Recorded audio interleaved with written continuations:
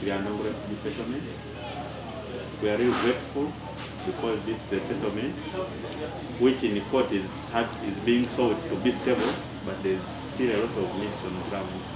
So I would say I would appreciate that the challenges we face in the settlement, to have people to help us touch them. Me, on a daily basis, I receive vulnerable families. We received some support from ActionAid, which were delivered in specific latomy, millet flour, soy flour, mama kits. Food is scarce. Challenges, children are getting sick. Even don't have enough to use at home. All this I'm telling you that you are coming is timely. We have so many vulnerable families. But what you are giving now may not be enough, but half of it is better than what? Yeah. Nothing. When you look at the population, the families, you see vulnerable people who are in need.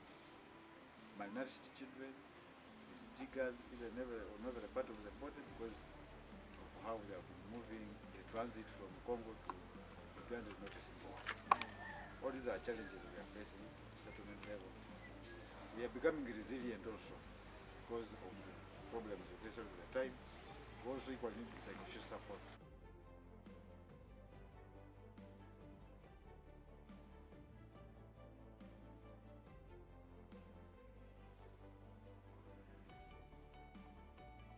We also help them overcome gender-based violence.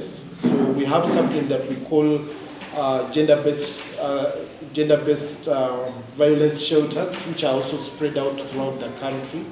And that also explains why when we are talking about people who should receive these items, it should be women and young ladies and also children. So actually its bias is towards women and children.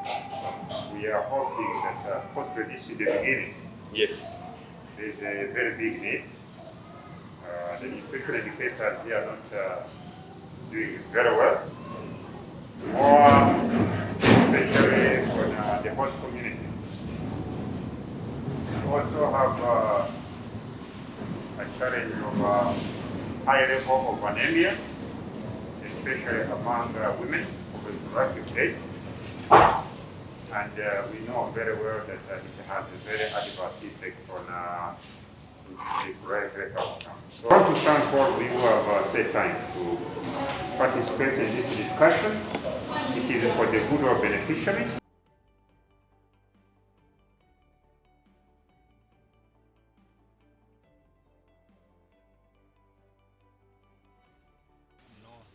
So like everyone is aware about this child, but as organizations there is not so much we could help. Even if you tell someone feed the child like this, but if they don't have what to feed the child on, there's nothing that can be done. At least she tries, she breastfeeds, but because they're not benefiting from anything and the people who support them, they don't remit funds as often as they would have wanted. Esther Keji. Yes, so she's a South Sudanese coming from Juba. Yeah, she said due to the conflict that started in South Sudan, life became so hard. So she was told, they got told by somebody that there's an area called Uganda, and in Uganda there's some bit of safety.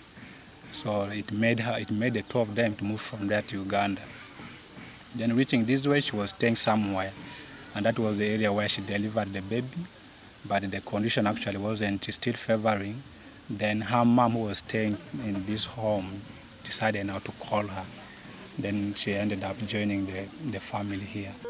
Her firstborn, the other guy seated over there, and that guy, I think she conceived by that time when she was at the age of 19 in South Sudan.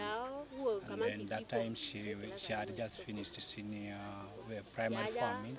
That was the level that she had reached by then. And due to the issue of conception, she had to pause studies. She started just being in Uganda.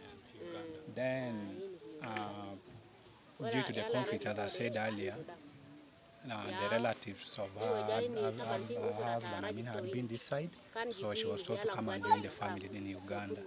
But when she came to Uganda, the situation actually was also very tough, where she came and got hosted or settled.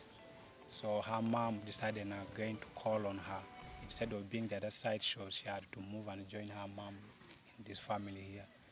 So the second born being carried by her right now was born here in Uganda. And at the moment he's 1 year and 2 months old. The family, in terms of how they're staying, the standard of being here, the standard of living, what she's saying is in terms of staying without conflict among themselves as the family members, they're fine in that. But the only hardship they get is in terms of feeding. So they're getting a lot of hardship in that because as they're not even on the card, so the little they get is not enough for the all members of the family. So that's I think the hardest issue they're facing here. Feeding somehow is actually hard, and it's only their brother who moves around working. At times when he gets some sorghum somewhere he brings, and that's what they depend on, but it's not enough. Of maybe getting back one day. What she's saying is it's there. They are very positive about it, but the only problem is it will be done unless when they are told that peace has finally been stabilized well in South Sudan.